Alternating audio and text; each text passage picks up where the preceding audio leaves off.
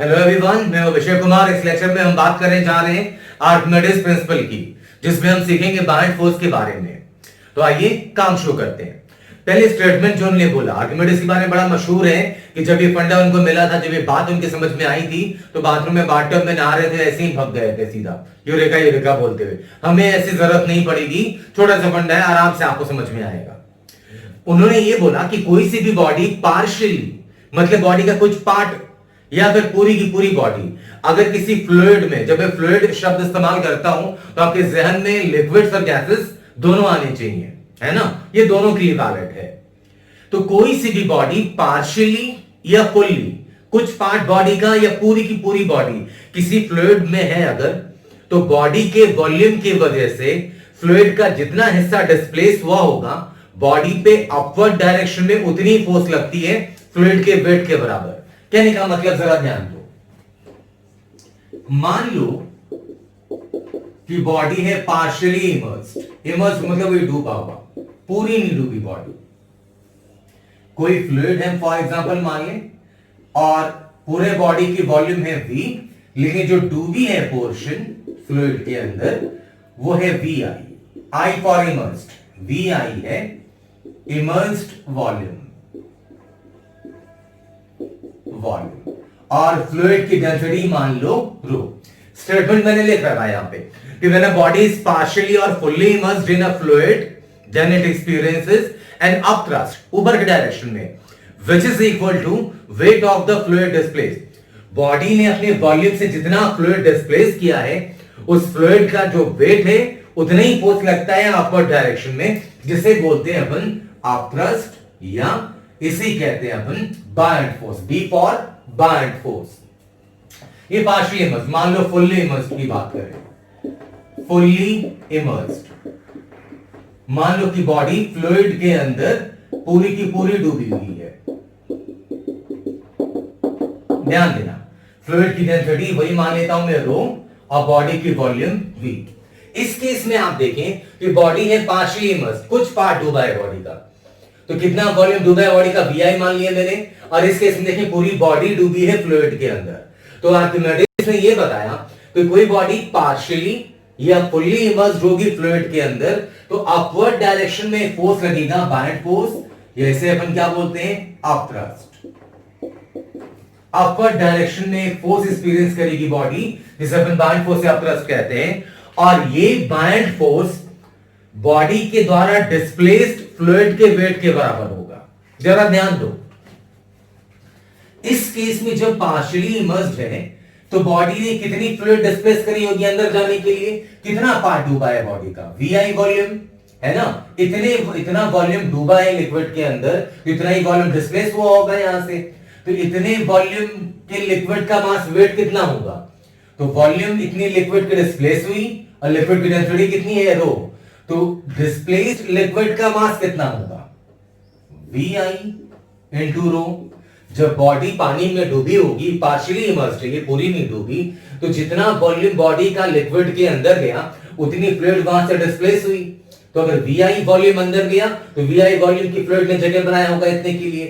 तो इस वॉल्यूम के लिक्विड का मास कितना होगा, तो VI वॉल्यूम डूबी है बॉडी की, तो VI वॉल्यूम के लिक्विड का मास कितना होगा, वॉल्यूम इनटू डेंसिटी। हमें मास नहीं, उन्होंने क्या बोला कि अपवर्ड डायरेक्शन में जो फोर्स लगेगा वो डिस्प्लेस्ड फ्लूइड के वेट के बराबर होगा। तो ट्रू वेट क्या लेते हैं अपन, mg। तो डिस्प्लेस्ड फ्लूइड कितनी है, जितना डूबेगा उतना डिस्प्लेस करेगा। तो VI वॉल्यूम डूबा है अगर बॉडी का, तो VI इंटू रो, इतना है मास इंटू g, mg लेते हैं ना ट्रू वेट अपन। तो बायन्ड फोर्स आ गया यहां से VI rho g। VI stands for immersed volume. तो कोई नई कहानी यहां पर नहीं, ये नहीं कि पार्ट ए और पार्ट बी करके बता रहा हूं, वही चीज यहां पर है। यहां पे पूरी की पूरी बॉडी डूब गई, पूरी V वॉल्यूम डूबी बॉडी की, तो पूरी बॉडी की वॉल्यूम डूबी अगर, तो अपवर्ड डायरेक्शन में जो अपथ्रस्ट लगेगा, अपथ्रस्ट जो लगेगा वो किसके बराबर होगा, V वॉल्यूम की बॉडी डूबी है अगर इसके अंदर, तो V वॉल्यूम, अगर ये बॉडी नहीं होती तो इतने V वॉल्यूम में तो फ्लूइड होती, है ना। अगर ये बॉडी अगर यहां पे नहीं होती अगर, तो इस वॉल्यूम में फ्लूइड होती, और फ्लूइड की वॉल्यूम कितनी होती, V। तो फ्लूइड का मास कितना होता, V इंटू रो। उन्हें बोला कि जितनी फ्लूइड डिस्प्लेस करी है उसके वेट के बराबर, तो जितनी फ्लूइड डिस्प्लेस करी उसका मास ये रहा इंटू जी, ये वेट रहा। ये लगेगा अपथ्रस्ट बॉडीज पे, जिसे अपथ्रस्ट को अपन क्या बोलते हैं, बायल्ड फोर्स भी। तो इन शॉर्ट बायल्ड फोर्स का फॉर्मूला अगर याद रखना है तो V रो जी, आप ऐसे याद रखें। VI चाहो तो लिख लो, VI का मतलब इमर्ज्ड वॉल्यूम, जितनी बॉडी की फ्लूइड के अंदर डूबी है। रो किसकी डेंसिटी है, density of fluid, density of fluid. मतलब मैं फिर से कह दूं कि बॉडी का जितना हिस्सा फ्लूइड के अंदर डूबेगा उतने हिस्से की फ्लूइड का जो वेट है उस वो होगी बराबर बायल्ड फोर्स के। ये आर्किमिडीज ने बताया है ना। तो ये छोटा सा फंडा है, इसी से बहुत सारी चीजें खुलकर आती हैं सामने। प्रिंसिपल ऑफ फ्लोटेशन की कौन सी बॉडीज फ्लोट करेंगी, कौन सी नहीं करेंगी, वो भी डिस्कस करते हैं अपन। ये छोटी सी बातें थी, ये सब 9वीं 10वीं लेवल पे अपन चीजें पढ़ चुके होते हैं। तो आपको आई होप क्या कोई चीजें पता होंगी पहले से। इसके एप्लीकेशंस आप बहुत सारे देखेंगे तो शायद आपने पहले ना देखा हो, तो जल्दी से स्क्रीन पॉज करके इसे नोट कर लें। चलिए अब बात करते हैं प्रिंसिपल ऑफ फ्लोटेशन की, भी छोटा सा फंडा है। मैं ये उम्मीद कर रहा हूं कि ये चीज आपको मालूम होगी पहले से, जे एस्पिरेंट है तो फिलहाल फिर भी देख लो। जैसे आप मान लें कि एक बॉडी है, किसी फ्लूइड में डुबा रखी हमने बॉडी, ठीक है। इससे अपने को पता चल जाएगा कि कौन सी बॉडी फ्लोट करेगी कौन सी नहीं। मान लो हमने पूरी डुबो के छोड़ दी बॉडी को, पूरा डुबो दिया इसके अंदर और छोड़ दिया, तो मान लो बॉडी की वॉल्यूम है V, बॉडी की डेंसिटी है रो B, B फॉर बॉडी। तो बॉडी पे एक लगेगी फोर्स mg, ग्रेविटेशनल पुल, और फ्लूइड के अंदर एक लगेगा अपथ्रस्ट, बायल्ड फोर्स। ठीक है, क्लियर है पॉइंट? अब जरा ध्यान देना, 3 पॉसिबिलिटीज हो सकती है। केस फर्स्ट, अगर mg बायल्ड फोर्स से बड़ा है, ग्रेविटेशनल पुल बायल्ड फोर्स से बड़ा है, तो mg m मास बॉडी की, तो बॉडी की मास क्या लिख सकते हैं, volume of body, density of body, fluid की डेंसिटी रो एल ले लेता हूं, एल फॉर लिक्विड फ्लूइड जो भी, तो m मास ऑफ बॉडी चाहिए, तो volume of body into density of body b,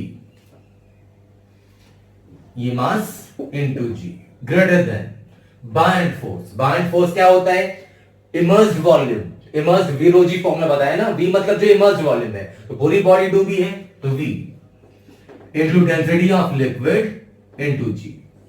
अभी बायल्ड फोर्स का फॉर्मूला क्या पता है आपको मैंने, V रो जी, इसे आप ज़हन में उतार लें, V रो जी, V जो डूबी है वॉल्यूम, रो लिक्विड की डेंसिटी इंटू G। यहां से V कैंसिल, G कैंसिल, आ गया रो B greater than rho L. अब जरा ध्यान दे, अगर ग्रेविटेशनल पुल mg B से बड़ा है, बायल्ड फोर्स से बड़ा है, मतलब बॉडी नीचे जाएगी और नीचे जाके कहीं किसी बॉटम पे जाके ये रेस्ट करने लगेगी। तो इसका मतलब क्या हो गया कि बॉडी तैर तो नहीं सकती, इसका मतलब है बॉडी विल सिंक, फ्लूइड के अंदर बॉडी डूब जाएगी and rest at the bottom of fluid, fluid के बॉटम में जाके रेस्ट करेगी बॉडी। ये पहली पॉसिबिलिटी बनती है यहां पर। तो अगर mg बायल्ड फोर्स से बड़ा रहा तो बॉडी जाहिर है नीचे जाएगी, लेकिन ऐसा जब होगा तो कंडीशन क्या निकल के आ रही है कि बॉडी की डेंसिटी अगर लिक्विड की डेंसिटी से ज्यादा है, अगर बॉडी की डेंसिटी लिक्विड के डेंसिटी से ज्यादा है तो बॉडी सिंक कर जाएगी, डूब जाएगी फ्लूइड के अंदर। तो कोई बोले स्टील का जहाज जो है वो पानी में तैरता कैसे है, तो अरे तो उसका शेप बनाते हैं ऐसा कि वॉल्यूम बढ़ाते हैं अंदर का उसका, है ना, ये तो पता है आपने को। एनीवेज, तो ये पहली कहानी कि बॉडी की डेंसिटी अगर greater than body density of liquid है तो body will sink and rest at the bottom of fluid. अब सेकंड केस देखो, केस नंबर 2। मान लो कि बाइंड फोर्स या mg, कुछ भी एक ही बात है, x बराबर y लिखूं या y बराबर x लिखूं। आपने लिक्विड के अंदर बॉडी को डुबोया और यहां पे छोड़ दिया, है ना। तो अगर mg और बाइंड फोर्स बराबर हो जाए, m मतलब हो गया मास ऑफ बॉडी, तो volume of body to density of body into g। b bind force, तो पूरी बॉडी डुबो की छोड़ा है मैंने यहां पे, तो v into density of liquid into g, v और g कैंसिल, तो density of body is equal to density of liquid. अगर mg gravitational pull bind force के बराबर है तो क्या होगा, सोचो कि यहां पे डुबो के आपने छोड़ दिया, यहां पे डुबोया और हल्का सा छोड़ दिया ऐसे, तो mg और बाइंड फोर्स बराबर, तो यहीं पे तैरता रहेगा। पानी की धारा अगर आगे जाएगी तो धारा के साथ तैरता हुआ जाएगा आगे पीछे कहीं पर भी, लेकिन ये रहेगा यहीं पर। मान लो कि थोड़ा सा नीचे और डुबो के यहां पर, यहां मान लो कि डुबोते इसको यहां से यहां पे लाके के छोड़ दें, तो भी mg और बाइंड फोर्स बराबर है, तो यहीं पे तैरता रहेगा। मतलब कि अगर mg और बाइंड फोर्स ये दोनों बराबर हो गए तो बॉडी जहां होगी वहीं पे रहेगी, पानी की धार या फ्लूइड के धार के साथ ये तैरते रहेगी वहीं उसी लेवल पे, नीचे नहीं जा सकती। नीचे जाने के लिए mg बड़ा होना चाहिए, ऊपर जाने के लिए बाइंड फोर्स बड़ा होना चाहिए, लेकिन दोनों बराबर हैं, तो जहां रहेगी बॉडी वहीं पे रेस्ट करेगी और वहीं पे फ्लोट करती रहेगी, है ना। तो अगर बॉडी की डेंसिटी अगर लिक्विड की डेंसिटी के बराबर है तो बॉडी फ्लोट करेगी उसी पॉइंट पे, इसका मतलब है बॉडी विल फ्लोट।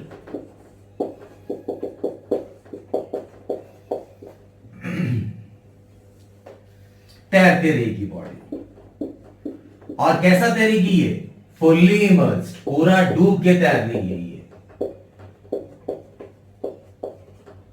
तैरते तो अपन भी है पानी में, तो क्या पूरा डूब के तैरते हैं, नहीं ना, कुछ पार्ट ऊपर रखते हैं अपन। तो फुल्ली इमर्स्ड, ये जो तैर रही है पूरा पानी या लिक्विड के अंदर डूब के तैर रही है बॉडी। तीसरी पॉसिबिलिटी क्या बन सकती है कि बाइंड फोर्स mg से बड़ा हो, ऐसा भी हो सकता है, कभी हो जाए। अगर बाइंड फोर्स mg से बड़ा हो तो क्या होगा, ये mg बाइंड फोर्स से छोटा हो, एक ही बात हुआ ना, उल्टा आगे पीछे कैसे से लिखना हो। बाइंड फोर्स है आपका वॉल्यूम पूरा डुबो करके छोड़ा है हमने यहां पे अभी, तो v density of liquid into g। Mass body की चाहिए तो volume of body density of body into g, v g cancel. ये उल्टा करके लिया, रो एल ग्रेटर देन रो बी, लिक्विड की डेंसिटी बॉडी की डेंसिटी ज्यादा, या उल्टा बोलूं मैं, बॉडी उल्टा करके लिख दूं तो बॉडी की डेंसिटी लिक्विड की डेंसिटी से कम। ऐसा होगा तो क्या होगा, आप सोचिए कि अगर बॉडी को आपने डुबोया, जैसे फुटबॉल को पानी में लेके गए हम वहां से और छोड़ दिया हमने, तो क्या होता है, वो ऊपर आना शुरू होता है, ऊपर टपक, थोड़ा सा मान लो कि वाटर लेवल थोड़ा सा ऊपर आके पॉप अप करके वो फिर फ्लोट करता रहता है सरफेस पे, है ना। तो क्या पूरा फुटबॉल सरफेस पे ऊपर आके तैरता रहता है, ऐसा होता है क्या कि सरफेस पे आ गया फुटबॉल ये तैर रहा है मस्ती से, ऐसा तो नहीं होता। फ्लोट वो तब भी करता है, मान लो इसी फुटबॉल को नीचे ले गए और नीचे ले कहीं पे छोड़ा तो ये ऊपर आएगा और हल्का सा टपक ऊपर उठ के फिर फ्लोट करता रहेगा। लेकिन फ्लोट ऐसा करेगा कि कुछ पार्ट बॉल का फ्लूइड के अंदर रहेगा, मतलब इस तरीके से कुछ पार्ट पार्शियली इमर्स्ड होगी बॉडी। मतलब इस केस में नजर आएगा कि अगर जैसे ही आपने छोड़ा बाइंड फोर्स mg से बड़ा है तो बाइंड ये नेट फोर्स लगेगी ऊपर की तरफ, ये फुटबॉल यहां से ऊपर जाना शुरू होगा और ऊपर आके कुछ पार्ट डूबा रह जाएगा फ्लूइड के अंदर और कुछ पार्ट रहेगा बाहर। मतलब ये फ्लोट तो करेगा, कहां पे फ्लोट करेगा, लिक्विड के सरफेस पे और पार्शियली इमर्स्ड, थोड़ा डूब के। मतलब body will float partially immersed. मतलब ये श्योरिटी है कि बॉडी फ्लोट करेगी लेकिन पार्शियली इमर्स्ड, मतलब कुछ पार्ट डूबा होगा, कुछ पार्ट लिक्विड के सरफेस के ऊपर होगा, है ना। तो तीन केसेस बनती है डेंसिटी अपने पास। अगर बॉडी की डेंसिटी लिक्विड की डेंसिटी से ज्यादा तो बॉडी सिंक कर जाएगी और नीचे बॉटम पे रेस्ट करती नजर आएगी। अगर बॉडी की डेंसिटी लिक्विड की डेंसिटी के बराबर है तो बॉडी पूरा लिक्विड के अंदर चली जाएगी और जहां पे भी ले जाके उसे छोड़ोगी वहीं पे फ्लोट करती रहेगी। यहां पे छोड़ दिया यहां पे फ्लोट करेगी, यहां पे छोड़ दिया, मान लो कि ऐसे हल्का सा ड्रॉप करेंगे तो ये फ्लोट करेगी सरफेस के जस्ट नीचे। मान लो किसी ने पकड़ के यहां से नीचे यहां पे आके छोड़ दिया तो भी v और mg तो बराबर ही है, तो यहीं पे फ्लोट करती रहेगी। तो अगर बॉडी की डेंसिटी लिक्विड की डेंसिटी के बराबर हो तो बॉडी फ्लोट करेगी कि पूरा डूब के लिक्विड के अंदर। और फाइनली अगर बॉडी की डेंसिटी लिक्विड की डेंसिटी से कम है तो भी बॉडी फ्लोट करेगी, लेकिन पार्शियली इमर्स्ड, कुछ पार्ट फ्लूइड के अंदर होगा, कुछ पार्ट फ्लूइड के बाहर होगा। तो ये है प्रिंसिपल ऑफ फ्लोटेशन कहते हैं इसे अपन, है ना। मैं उम्मीद ये भी कर रहा हूं कि ये चीज भी आपने 9वीं 10वीं लेवल पे पढ़ ली होंगी।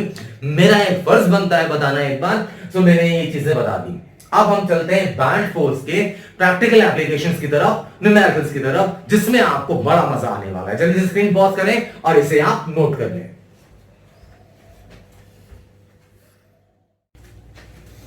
ये रहा आपका पहला इलस्ट्रेशन। आप चाहे तो स्क्रीन पॉज करके अटेम्प्ट कर सकते हैं खुद से। सवाल है कि एक कंटेनर है, उसमें वाटर है, कंटेनर और वाटर दोनों को मिला के वेट है W1। वाटर की डेंसिटी रोयल बोल दी हमने। मान लो एक क्यूबिकल ब्लॉक है, उसकी डेंसिटी है ρB, जो कि लिक्विड से कम है, तो जाहिर है फ्लोट करेगा। यानी हल्का सा ड्रॉप कर दें अगर इसके अंदर ये क्यूब, तो जो वेइंग मशीन है, स्प्रिंग बैनर जो भी वेइंग मशीन बोलिए, वेइंग मशीन जो है इसकी रीडिंग जो है इन चारों में से कौन सी होगी, है ना। आप चाहे तो अटेम्प्ट कर ले खुद से, उसके बाद का सॉल्यूशन ये रहा। जिससे देखो आप यहीं पे देख लो, ये यहां पे कंटेनर, जब सिर्फ कंटेनर रखा है यहां पे, तो रीडिंग कितनी आ रही होगी, W1 जो वेट है, ट्रू रीडिंग आ रही होगी। अब जब इसमें मान लो क्यूबिकल ब्लॉक आ गया, ध्यान देना, तो ये तो फ्लोट करेगा क्योंकि ब्लॉक की जो डेंसिटी है लिक्विड की डेंसिटी से कम है, तो जाहिर है ये फ्लोट करेगा। अब वेट किसे बोलते हैं अपन, सरफेस का नॉर्मल रिएक्शन, जो सरफेस का रिएक्शन है वही वेट है आपका। तो फ्लूइड ये जो है, ये जो क्यूबिकल ब्लॉक है, इसका कितना वेट है क्यूबिकल ब्लॉक का, W2 दिया क्वेश्चन में उन्होंने, W2। अगर ये फ्लोट कर रहा है तो इसके वेट को बैलेंस कौन कर रहा होगा, बैंड फोर्स, तो इस पे लग रही होगी बैंड फोर्स ऊपर की तरफ। अब जरा ध्यान देना, इस ब्लॉक पे बैंड फोर्स किसने लगाया, लिक्विड ने। तो ब्लॉक पे बैंड फोर्स लिक्विड ने ऊपर लगाया, तो लिक्विड पे लगाएगी ब्लॉक बैंड फोर्स नीचे की तरफ, ये बड़ा दिखा देता बी। हर फोर्स का रिएक्शन न्यूटन्स थर्ड लॉ तो हर जगह वैलिड है ना भाई। तो मैं पूछूं आपसे कि भैया ब्लॉक पे जो बैंड फोर्स है वो किसने लगाया, तो वो लगाया लिक्विड ने। तो अगर लिक्विड ब्लॉक पे फोर्स लगाएगी तो ब्लॉक भी लिक्विड पे फोर्स लगाएगा। लिक्विड ब्लॉक पे अगर लगा रही है बैंड फोर्स बी ऊपर, तो ब्लॉक भी लगाएगा, रिएक्शन इसका भी नीचे। अब ध्यान देना, लिक्विड प्लस कंटेनर, ये इसका वेट कितना है, W1, और जिस सरफेस पे रखी है लिक्विड, उस सरफेस का रिएक्शन में मान लेता हूं ये, मान लो N। लिक्विड जो है वो तो स्टेशनरी है, मोशन तो नहीं कर रही, तो नेट फोर्स कितनी है इस पे, 0। तो लिक्विड पे ध्यान देना, लिक्विड पे नॉर्मल रिएक्शन सरफेस का ऊपर, बैंड फोर्स का इसका रिएक्शन ये B नीचे, और इसका वेट W1 नीचे। तो क्या लिख सकते हैं, N is equal to B1 plus W, force balance करा हमने, और B1 इज इक्वल टू क्या हो जाएगा, B1 जो है, B1 क्या B लिखूं मैं सिर्फ, B plus W। Band force जो है वो इसकी फ्लोट कर रही बॉडी, तो बैंड फोर्स इसके वेट W2 के बराबर होना चाहिए, है ना। इस क्यूबिकल ब्लॉक के लिए B is equal to W2, तो B की जगह क्या आप लिखते हैं, W2। तो अब सरफेस का नॉर्मल रिएक्शन जो N है आपका, वो किसके बराबर है, W2 प्लस W1। मगर यही आपकी रीडिंग है, जो सरफेस का नॉर्मल रिएक्शन है वही एक्चुअली वेट होता है अपना। तो सरफेस का normal reaction W2 plus W1, तो रीडिंग हो गई मशीन की वही W2 प्लस W1। तो इस छोटे से इलस्ट्रेशन से एक बात जो बिगिनर है वो बहुत ज्यादा फोकस करें कि लिक्विड ने ब्लॉक पे बैंड फोर्स भी लगाया ऊपर की तरफ, तो ब्लॉक भी लिक्विड पे बैंड फोर्स वही भी लगाएगी लेकिन नीचे की तरफ, है ना। तो बैंड फोर्स का भी रिएक्शन होगा, हर फोर्स का रिएक्शन होगा। तो यहां पे बैंड फोर्स के रिएक्शन का ही सवाल उठाया हमने, तो बेसिक कॉन्सेप्ट के नजरिए से सवाल बढ़िया था। अब चलिए हम चलते हैं अगले इलस्ट्रेशन की तरफ।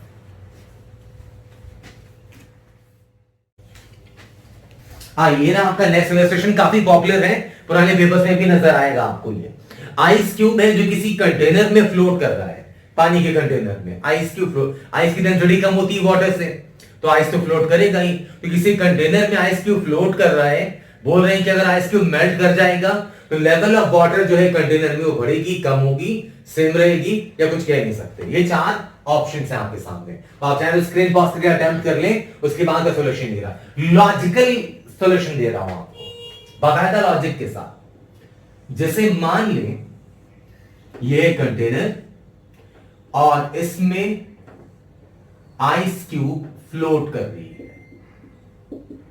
ये फ्लोट कर रही है। मान लो कि कितना पार्ट वाटर के अंदर है, तो वो मान लेते हैं कि x अंदर है बाहर में, x लेंथ, क्यूब एज है क्यूब की l, क्यूबिकल आइस है ना, तो l लेंथ की एज मान लो, और जो डूबा है वाटर के अंदर वो x मान लेता हूं। तो ये फ्लोट कर रहा है, तो बड़ी जाहिर सी बात है कि इसका जो वेट है वो बाउंड फोर्स से बैलेंस होगा, है ना, वेट बाउंड फोर्स से बैलेंस होगा। ठीक है भाई, बैलेंस करो, तो bound force is equal to weight. Bound force क्या होता है? We row ji. वी मतलब जो इमर्स्ड वॉल्यूम है, डूबी हुई वॉल्यूम है ना, डिस्प्लेस्ड वॉल्यूम, वीडी लिख देता हूं मैं, into density of water into g is equal to W, मतलब इसका वेट, इस क्यूबिकल ब्लॉक का।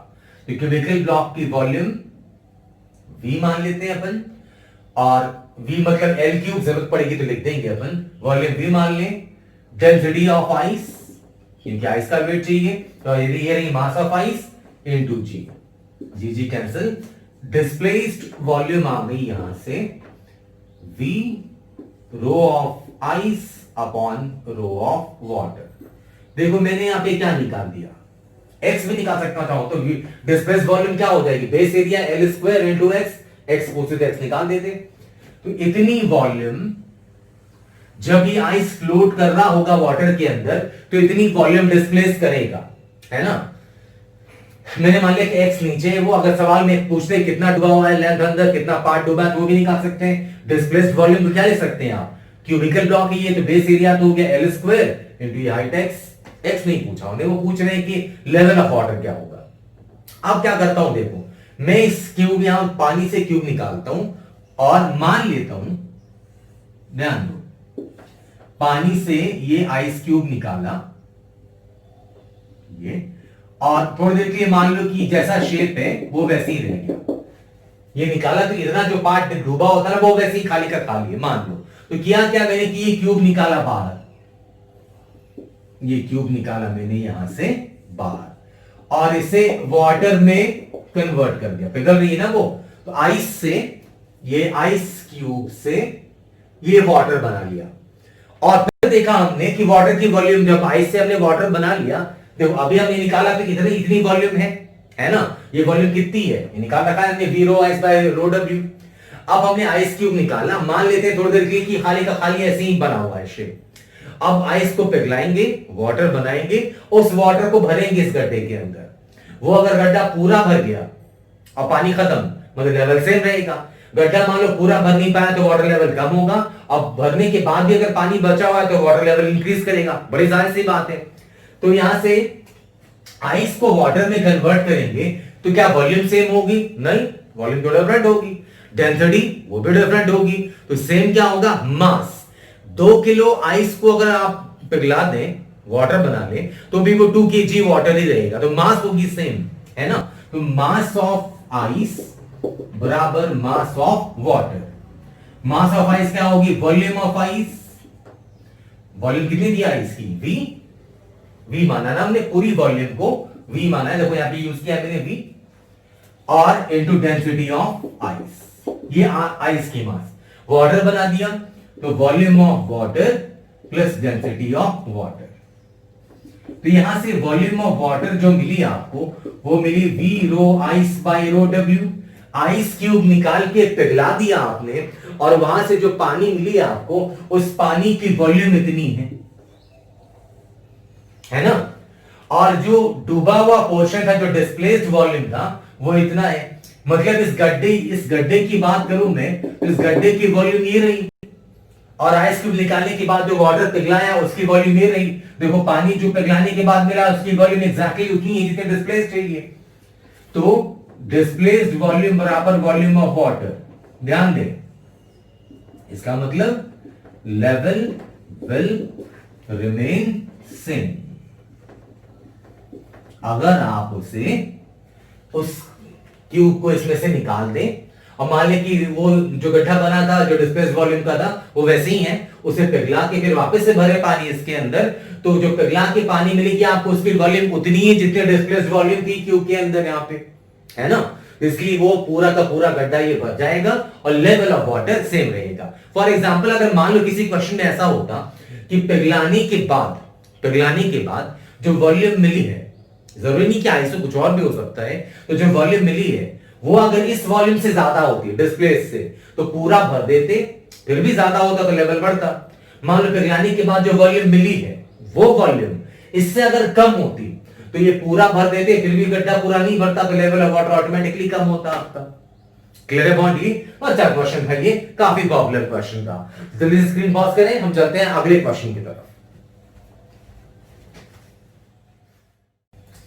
लेवल ऑफ वाटर वाले पे अगला न्यूमेरिकल देखिए। आइए, एक ब्लॉक है, मास m1 मान लें, इसके ऊपर एक कॉइन रखी है जो मैंने डार्क कलर शेड किया है, कॉइन है, मास इसके m2 मान लेते हैं। ये फ्लोट कर रही है वाटर में, है ना। कह रहे हैं कि कॉइन किस तरीके से ये गिर जाता है, ये गिर जाता है ये और नीचे कहीं पे आ जाता है, मान लो यहां कहीं पर ये। तो पूछ रहे कि लेवल ऑफ वाटर बढ़ेगा, कम होगा, सेम रहेगा, या कुछ कहना संभव नहीं है, ये पूछ रहे हैं आपसे। तो आइए, अगर आपको बात समझ में आई तो स्क्रीन पॉज करके अटेम्प्ट करें आप खुद से और उसके बाद का सॉल्यूशन देखें जो कि ऐसा रहा। ध्यान दें, पहले निकालते हैं अपन कि पहले वॉल्यूम कितना डिस्प्लेस कर रही है ये। इनिशियल वॉल्यूम डिस्प्लेस्ड, शुरू में कॉइन गिरने से पहले, तो बायंड फोर्स जो लगेगा इन दोनों पे वो बैलेंस करेगा इनके वेट को, m1 प्लस m2 इंटू जी। तो बायंड फोर्स क्या होता है, v रो जी, v d लिख देता हूं मैं, d initial, d for displaced, initial displaced volume into density of water into g is equal to m1 plus m2 g cancel, तो v d जो डिस्प्लेस्ड वॉल्यूम है, i initially displaced volume, rho डब्ल्यू इधर करते हैं तो आ गया m1 अपॉन रो डब्ल्यू प्लस m2 अपॉन रो डब्ल्यू। ये इनिशियली जो है दोनों मिलकर इतना फ्लूइड डिस्प्लेस कर रहे होंगे, है ना। अब जब कॉइन गिर जाती है तब देखते हैं फ्लूइड कितना डिस्प्लेस कर रही है। कॉइन गिरने के बाद अगर फ्लूइड जो डिस्प्लेस कर रही है वॉल्यूम, वो अगर पहले वाले डिस्प्लेस वॉल्यूम से ज्यादा है तो लेवल बढ़ेगा, अगर उतनी वॉल्यूम डिस्प्लेस कर रही जितना पहले तो लेवल ऑफ वाटर सेम रहेगा, और अगर डिस्प्लेस्ड वॉल्यूम पहले वाले से कम है तो लेवल ऑफ वाटर, अगर डिस्प्लेस्ड वॉल्यूम कम है तो लेवल ऑफ वाटर कम हो जाएगा। इतनी सीधी बात है। तो फाइनल वॉल्यूम डिस्प्लेस निकालते हैं, पहले फाइनल वॉल्यूम डिस्प्लेस निकालते हैं।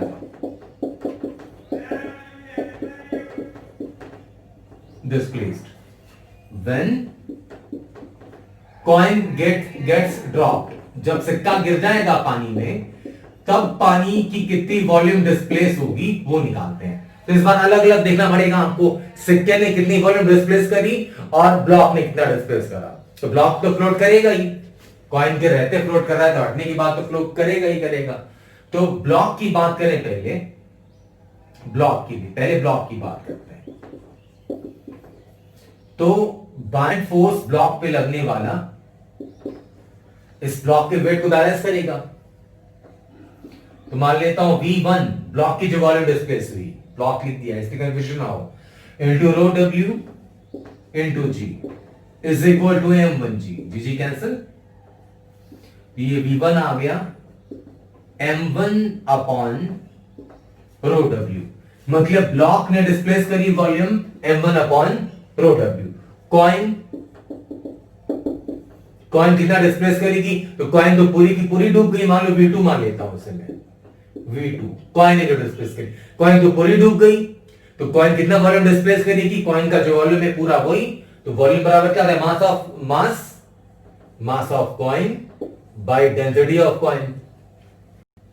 कोई ये सोचे कि सर मैं वहां पर डब्ल्यू वो बाउंड फोर्स थोड़े लिख रहा हूं मैं वहां पे, मैं तो ये लिख रहा हूं कि कितनी वॉल्यूम डिस्प्लेस करी कॉइन ने डूबने के बाद। तो कॉइन तो पूरी डूब गई, तो जितनी कॉइन की वॉल्यूम है उतनी डिस्प्लेस हुई होगी। तो कॉइन की मास है m2, तो मैंने डेंसिटी मान ली रो सी क्यों लिया, कॉपर का होता है ना, कॉपर मान लेता हूं सी फॉर कॉपर, तो वो उतनी वॉल्यूम। तो फाइनल वॉल्यूम डिस्प्लेस कितना हो जाएगा, final volume displaced v d for displaced f final. तो V1 ब्लॉक ने और V2 कॉइन ने। ब्लॉक ने कितना m1 upon rho W, m1 upon rho डब्ल्यू, कॉइन ने कितना m2 अपॉन रो सी, कॉइन की जो पूरी वॉल्यूम है। अब आप देखें शुरुआत में वाटर इतनी डिस्प्लेस हो रही थी और जब कॉइन गिर गई तो वाटर इतनी डिस्प्लेस हो रही है। कौन सी वॉल्यूम ज्यादा है, m1 अपॉन रो डब्ल्यू, तो यहां भी है m1 अपॉन रो डब्ल्यू, यहां भी है, यहां पे m1 m2 upon density of water, जबकि वहां m2 upon density of coin है। किसकी डेंसिटी ज्यादा होगी, सिक्का तो पानी में डूबेगा ना, तो जाहिर सी बात है कॉइन की डेंसिटी ज्यादा होगी वाटर से। तो फाइनल डिस्प्लेस्ड वॉल्यूम कम है इनिशियली डिस्प्लेस्ड वॉल्यूम से, वो m2 अपॉन रो सी है, वो कम होगा m2 अपॉन रो डब्ल्यू से। तो फाइनल डिस्प्लेस मतलब बाद में जो वाटर डिस्प्लेस हो रहा है वो कम है, पहले ज्यादा डिस्प्लेस हो रहा था, तो इसका मतलब के लेवल ऑफ वाटर कम होगा। इसका मतलब लेवल ऑफ वाटर ये डिक्रीज होगी, नीचे का एरो साइन डिक्रीज होने वाला। तो ये चीज है छोटी सी, मैं ये सारे क्वेश्चंस उठा रहा हूं कि अगर बायंसी के छोटे छोटे कॉन्सेप्ट जो बेसिक कॉन्सेप्ट है और प्रॉब्लम्स की जेई बहुत पूछती है, तो वो आपके अच्छे से क्लियर हो जाए। तो आई होप कि आपने सेल्फ अटेम्प्ट करा होगा तो आपका आंसर वही आया होगा। क्या उसका ऑप्शन होगा, level of water will decrease.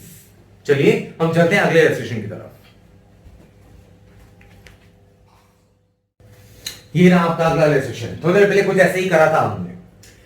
कह रहे हैं कि इनिशियली जो वेइंग मशीन है आपकी वो रिकॉर्ड कर रही है वेट W1, कितना रीडिंग दे रही है W1। इस स्प्रिंग ब्लॉक सिस्टम के इस ब्लॉक की वेट कितनी W2। इसको अगर हल्के से लोअर कर दें, इसके अंदर डाल दें ताकि ब्लॉक इसके अंदर आ जाए, तो अब वेइंग मशीन की जो रीडिंग है वो कितनी होगी, W1 प्लस 4 ऑप्शन आपके सामने रख दिए। तो आप चाहे स्क्रीन पॉज करके अटेम्प्ट करिए और उसके बाद ये रहा आपका सॉल्यूशन। इस ब्लॉक को हल्के से लोअर कर दिया हमने इसके अंदर,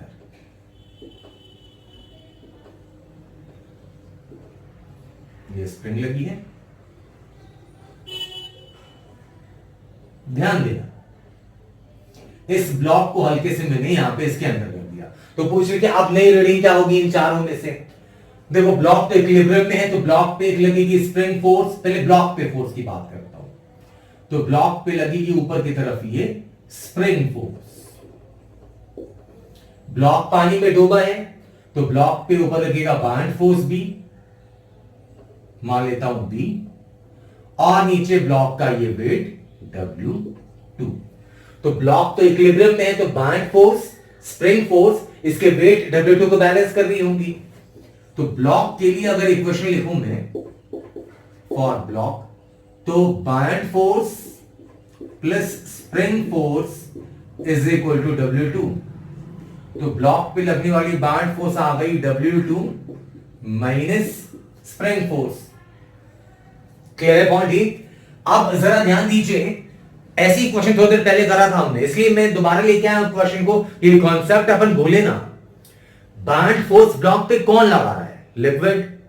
तो अगर लिक्विड ने ब्लॉक पे बाउंड फोर्स बी ऊपर लगाया, तो ये ब्लॉक भी लिक्विड पे बाउंड फोर्स उतना ही भी लगाएगा, लेकिन नीचे की तरफ बाउंड फोर्स का रिएक्शन, फोर्स का रिएक्शन होता है।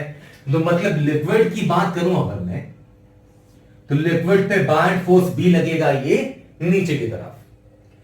जिस सरफेस पे लिक्विड रखी है, इस सरफेस का नॉर्मल रिएक्शन में मान लेता हूं N, और लिक्विड और कंटेनर का वेट मिला के कितना है ये W1। तो फॉर वाटर प्लस कंटेनर, इन दोनों की बात करें, ये भी तो इक्विलिब्रियम में रेस्ट में है ये। तो एक बाउंड फोर्स B नीचे, वाटर कंटेनर का वेट W1 नीचे, और इस सरफेस का नॉर्मल रिएक्शन ये N ऊपर। तो क्या लिख सकते हैं अपन, N is equal to B plus W1। जो सरफेस का नॉर्मल रिएक्शन है वही वही मशीन की रीडिंग होगी। कोई भी वेट करने वाली जो मशीन है वो नॉर्मल रिएक्शन की रीडिंग देती है ना, ये मैंने बहुत पहले पढ़ा हुआ है। तो बैंड फोर्स कितना मिला आपको? बैंड फोर्स मिला W2 minus spring force plus W1, मतलब इसकी वैल्यू आ गई W1 plus W2 minus spring force. ये है नॉर्मल रिएक्शन। आप ध्यान से देखें, कोई कमाल की चीज तो है ही नहीं। स्प्रिंग फोर्स अगर नहीं रहती तो रीडिंग होती W1 प्लस W2, हमने थोड़ी देर पहले देखा था। स्प्रिंग की वजह से W1 plus W2 minus spring force, मतलब थोड़ी सी W1 प्लस W2 से वैल्यू कम होगी। W1 प्लस W2 में से स्प्रिंग फोर्स घटेगी तो जाहिर है कि जो रीडिंग होगी वो W1 प्लस W2 से कम होगी, मतलब जो ऑप्शन बी रहा आपका। मतलब कोई खास कोई कमाल की चीज नहीं थी इस क्वेश्चन के अंदर। अगर आपको बायंसी का रिएक्शन भी याद रहा तो ऐसे क्वेश्चंस में गलतियां कभी नहीं होंगी, वरना ज्यादातर लोगों को लगता है कि अरे वो तो टच तो कर नहीं रहा, वो तो ऊपर भी तैर रहा है, तो रीडिंग का है वो चेंज होगी तो W1 टिक करके निकल जाएंगे लोग। याद रखिए, अगर फ्लूइड ने ब्लॉक पे बैंड फोर्स लगाया है तो उसका भी रिएक्शन होगा और ब्लॉक भी फ्लूइड पे बैंड फोर्स लगाएंगे, लेकिन अपोजिट डायरेक्शन में। रिएक्शन तो डिफरेंट अपोजिट डायरेक्शन में होते ही है ना। तो जल्दी से आप चाहें तो अगर आपने बना लिया हो तो बहुत अच्छी बात है, अगर नहीं बना तो जल्दी से आप इसे नोट कर लें। हम चलते हैं अगले इलस्ट्रेशन की तरफ।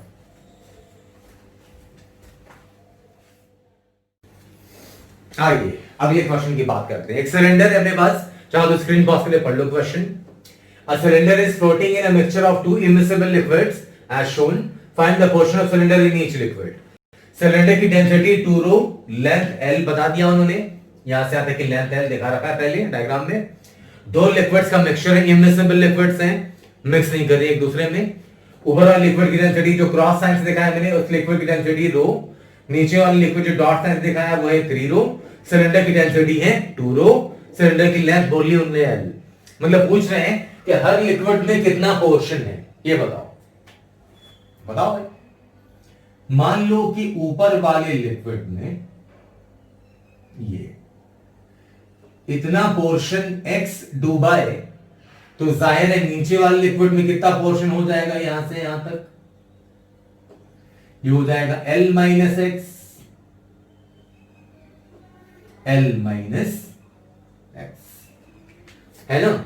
अब इस सिलेंडर पे लगेंगे दो बैंड फोर्सेस, फ्लोट कर रहा है मतलब बैंड फोर्सेस एमजी को बैलेंस कर रही है ना। फुल्ली इमर्स्ड है, ये पूरा डूबा हुआ है। ये ऐसा नहीं कि यहीं तक लिक्विड बीच में छूट गई, ये लिक्विड पूरी इस तरीके से है। ये सिलेंडर फुल्ली इमर्स्ड है, तो बैंड फोर्स जो है इसके वेट एमजी को करेंगे बैलेंस। क्लियर है पॉइंट? ये equal to MG principle of flotation पढ़ाया था ना भी आपको। फुल्ली इमर्स्ड, पूरा डूब के तैर रहा है ये, मतलब अंदर है और उसके बाद फ्लोट कर रहा है। इसका मतलब ये हुआ कि B is equal to mg। Cylinder पे बैंड फोर्सेस कौन कौन लगाएगा? तो दोनों लिक्विड्स हैं, दोनों लगाएंगी। ये लिक्विड ऊपर नीचे दोनों, ऊपर वाले को लिक्विड 1 मान लेता हूं, नीचे वाले को लिक्विड 2 मान लेता हूं। तो ऊपर वाले लिक्विड का बैंड फोर्स B1, नीचे वाले लिक्विड का band force B2 is equal to mg। Band force क्या होता है? V rho G। Band force का फॉर्मूला क्या है? V rho G। V कौन सी वॉल्यूम? जो इमर्स्ड है, जो डूबी वॉल्यूम है। रो किसकी डेंसिटी? लिक्विड की डेंसिटी। अब जरा ध्यान देना, B1 जो है बैंड फोर्स, वो ऊपर वाले लिक्विड की वजह से, तो उसमें कितनी वॉल्यूम डूबी? मान लो सिलेंडर का क्रॉस सेक्शन एरिया अगर A मान लूं मैं, तो ऊपर वाले लिक्विड में कितनी वॉल्यूम डूबी है? A एरिया इंटू एक्स, ये V। ऊपर वाले की डेंसिटी कितनी? रो G। अब नीचे वाले की बात करूं तो यहां कितनी वॉल्यूम डूबी है? V रो G है ना, तो V मतलब इमर्स्ड वॉल्यूम। तो नीचे वाले लिक्विड में इमर्स्ड वॉल्यूम कितनी? एरिया इंटू ये height L minus x, A into L minus x. नीचे वाले लिक्विड की डेंसिटी कितनी? 3 रो G। देखो यहां से इतनी वॉल्यूम डूबी, ये into L minus x. M मास किसका? सिलेंडर का मास। तो सिलेंडर की volume A into L into cylinder की डेंसिटी जो कि है 2 रो, क्वेश्चन में दी हुई 2 rho density. Mass of volume of cylinder into density of cylinder, ये आ गया मास इंटू G। अब जो काटा बेटा काट दो, ए रो जी, ए रो जी, ए रो जी, ये कैंसिल, मतलब ये वैल्यू आ गई यहां से x प्लस यहां से क्या आ गया 3l minus 3x is equal to कितना मिल गया यहां से 2l। अब काट पेट कर लो कौन सी बड़ी चीज है, ये आ गया x माइनस 3x, 2x उधर चला गया, x माइनस 3x, ये आ गया 2x उस तरफ चला गया तो, और 3l माइनस l, ये x इज इक्वल टू आ गई वैल्यू l/2। मतलब ऊपर वाले में हाफ वॉल्यूम है तो जाहिर है नीचे वाले में भी हाफ वॉल्यूम। ये मतलब कैलकुलेशन बस देख लो एक बार, 2 into l, ये लिख दिया 2l, ये आ गया x, ठीक है, और ये आ गया 3 into 3l माइनस 3x, तो ये कैसे, ये x माइनस 3 से इधर आ गया 2x, ये हाँ ठीक है सही। तो ये रहा आपका, तो इमिसिबल लिक्विड्स में अगर मान लो कि अब इस सवाल को और अच्छा बनाना होता तो मैं नीचे एक लिक्विड और कर देता, क्या फर्क पड़ता, B1 प्लस B2 दो लिक्विड से, अगर 3 लिक्विड्स होती तो B1 plus B2 plus B3। तो चलिए अगले इलस्ट्रेशन की तरफ चलते हैं अपन। आइए बारिश में अपन लेके आते हैं ऑसिलेशन भी। अच्छा सवाल है, छोटा सा है लेकिन आइए, कह रहे हैं कि एक सिलेंडर, इसकी लेंथ है L, ये फ्लोट कर रहा है एक लिक्विड के अंदर, सिलेंडर की डेंसिटी रो, लिक्विड की 2 रो। कह रहे हल्का कंप्रेस करके छोड़ दें तो जो ऑसिलेट करेगा सिलेंडर, उसकी टाइम पीरियड क्या होगी ऑसिलेशन की, वो आपसे पूछ रहे हैं। तो आप ये अटेम्प्ट कर सकते हैं, खुद से अटेम्प्ट करिए, उसके बाद सॉल्यूशन ये रहा जो मैं बताने जा रहा हूं। पहले मैं पता कर लूं कि कितना पार्ट अंदर है। मान लो कि L0 लेंथ है अंदर की तरफ, तो जाहिर है बाहर लेंथ कितनी हो जाएगी L माइनस L0। तो शुरू में mg और बाइंड फोर्स ये बैलेंस होंगे, फ्लोट कर रहा है तो bind force is equal to mg। Cross sectional area A मान लो, चलो क्रॉस सेक्शनल एरिया A मान लिया,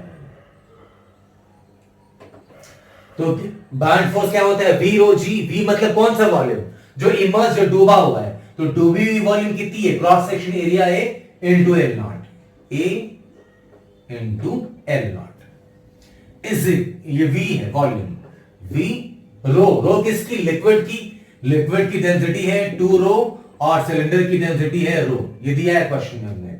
तो लिक्विड की density 2 rho into G, mass किसका, सिलेंडर का, तो सिलेंडर की वॉल्यूम A इनटू L और सिलेंडर की density rho, G cancel, rho cancel, A cancel, मतलब यहां से L0 की वैल्यू कितनी आ गई, 2 चला गया उधर, तो L0 इज इक्वल टू आ गया L/2, मतलब आधा सिलेंडर डूबा हुआ है लिक्विड के अंदर।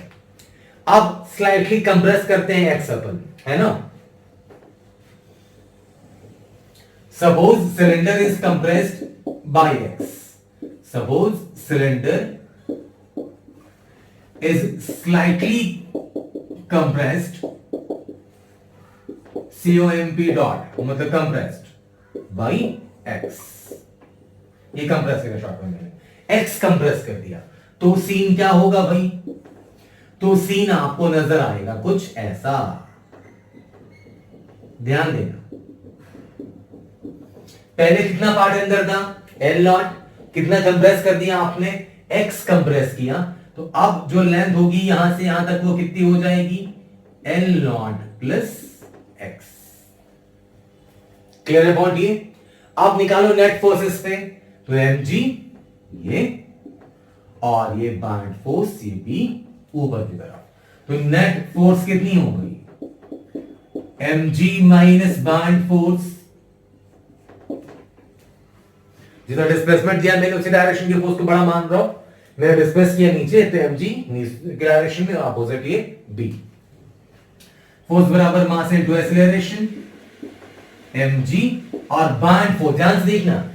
अब क्रॉस सेक्शनल एरिया तो इसका मान लिया हमने a, कितनी लेंथ यहां पे सबमर्ज्ड कितनी, 2b कितनी है ये L0 प्लस x, तो v रो g लेते हैं ना, तो v की जगह a into L0 plus x, a into L0 plus x। Clear है पॉइंट ये, is equal to into density किसकी, फ्लूइड की density 2 rho into g। Mass को क्या लिख सकते हैं, A into L into rho volume density, यहां भी मास लिख सकते हैं A into L into rho, cylinder density तो रो है, और यहां से आ गया minus A into L not की जगह लिख देते हैं अपन L/2 प्लस एक्स इंटू 2 रो जी। काट कर ले यहां से, तो यह आ गया, अभी कट रहा है, अभी नहीं कट रहा, अभी स्टेप में काट देता हूं, A into L into row acceleration, ये आ गया, जी का छूट गया था मुझसे, यहां पे जी भी है ये, तो A into L into rho g, यहां पे जी छोड़ गया था ये, माइनस ब्रैकेट खोल दूं अगर तो L/2 इंटू 2 कैंसिल, तो बच जाएगा A इंटू एल इंटू, देखो A L/2 into 2 rho, 2 cancel, तो A into L into rho into g, minus A into x into 2 rho into g. ध्यान देता, तो ये ब्रैकेट खोल दिया, तो यहां से ये वाला टर्म कैंसिल आउट, ये आ गया आपका A into L into rho into a is equal to minus 2ax rho g. जो काट पिट सकते हैं काट दें, area a cancel out, density rho ये कैंसल आउट। मतलब अब इसके बाद में कहां लिखूंगा तो मुझे मिटाना पड़ेगा, तो आप जल्दी से नोट कर लें यहां तक और ये निकाल लें। मतलब वहां से वैल्यू आ गई, acceleration is equal to l उधर कर दूं मैं, तो आ गया माइनस 2g/l इंटू एक्स। ध्यान दो आप, a is equal to minus omega square x, उस वाले फॉर्मेट पे जो एसएचएम में लेते थे अपन, a is equal to omega square x, वही फॉर्मेट है, ये तो कांस्टेंट है ना, तो यहां से आप कंपेयर करेंगे, तो यहां से omega square is equal to मिल जाएगा आपको 2g/l, मतलब omega is equal to under root 2g/l, और ओमेगा की वैल्यू मिल गई, तो टाइम पीरियड होता है आपका 2π/ओमेगा, तो आप इवेल्युएट कर सकते हैं, रख दो ओमेगा की वैल्यू। तो एसएचएम के नजरिए से बहुत सिंपल आसान सा सवाल था ये। एसएचएम में क्या करते हैं अपन, पहले ढूंढ देते हैं इक्विलिब्रियम मीन पोजीशन, तो मीन पोजीशन पे बैंड फोर्स mg बैलेंस किया, हल्का स्लाइड कंप्रेस करके फिर नेट फोर्स निकाल देते, तो स्लाइड कंप्रेस किया तो नेट फोर्स क्या आ गई, mg minus b, mg minus band force देंगे, तो पहले L नॉट थी और x और कंप्रेस कर दिया, तो a इंटू ये वॉल्यूम टोटल हो गई a into L not plus x, देख लो आप ये। उसके बाद ब्रैकेट खोला खाली करी मैंने, और कोई ऐसी चीज नहीं है। तो अगर मैंने आगे लिखने में कहीं कोई परेशानी अगर आ रही हो समझ में आपको, तो आप अपने हिसाब से बस ब्रैकेट खोलिए। मैंने L नॉट की वैल्यू बस रख दी L/2, ब्रैकेट खोल दिया पूरा, सब कुछ कटपट गया और मुझे ये मिला है फाइनली। और यही से मुझे याद आ गई कहानी, अरे यार ये तो ये कंडीशन कौन सी आ रही है आपकी, ये तो आ रही है condition A proportional to minus x, acceleration displacement के डायरेक्टली प्रोपोर्शनल, और माइनस है मतलब उसके अपोजिट। तो एसएचएम की केस याद आई, वहां से is equal to minus omega square x, omega निकाला आया था टाइम पीरियड 2π/ओमेगा। तो इस सेशन में मैंने आपसे डिस्कस करा कि आर्किमिडीज प्रिंसिपल क्या था, फिर आपसे डिस्कस करी मैंने बैंड फोर्स के बारे में, प्रिंसिपल ऑफ रोटेशन, छोटी छोटी चीजें, ये सब बातें अपन जान चुके होते हैं पहले। जेई लेवल के पॉइंट ऑफ व्यू से मैंने काफी सारे क्वेश्चन से आपने बायोलॉजी का डिस्कस करे, जहां पे आपने बायोलॉजी के प्रैक्टिकल एप्लीकेशंस देखे। तो आई होप इन इलस्ट्रेशंस के जरिए आपके बायोलॉजी के कॉन्सेप्ट्स क्लियर हुए होंगे और आप अच्छे तरीके से बायोलॉजी को और अप्रोच कर सकोगे। तो हर क्वेश्चन मैंने सोच समझ के उठाया है, आप इसे नोट्स में जरूर सहेज के रखें और कॉन्सेप्ट से काम करें, रटने की कोई गुंजाइश नहीं है। तो मिलते हैं अगली क्लास में नए टॉपिक के साथ। Thank you so much. जय हिंद, जय भारत।